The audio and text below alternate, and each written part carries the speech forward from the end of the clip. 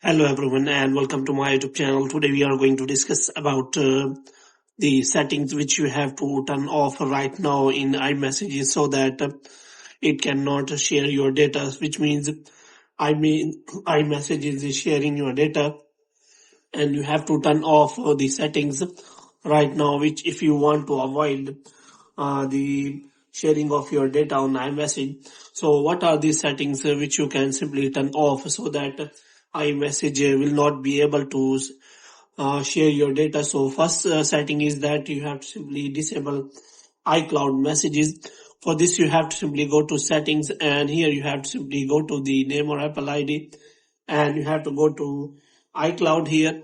So in iCloud you have to make sure that you have to simply turn off the backup of your messages. So you have to simply turn off this setting, and the next thing you have to do is you have to simply go for the next settings, which is as you have to simply stop sharing name and photo.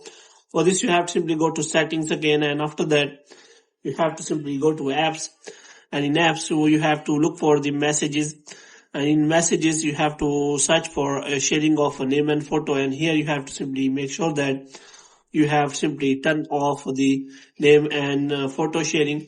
And the next thing you can simply go with is you have to simply turn off share with you settings, which is as simply below the share name and photo. So you have to make sure that you have simply turned off these settings also. So you have to make sure about that you have to simply turn off these settings.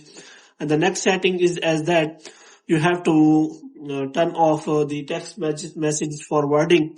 So you have to simply go to settings again, and you have to go to messages again, and you have to make sure that you have turned off the text messages forwarding. So you have to make sure about that, and here you can simply check for these settings of message forwarding.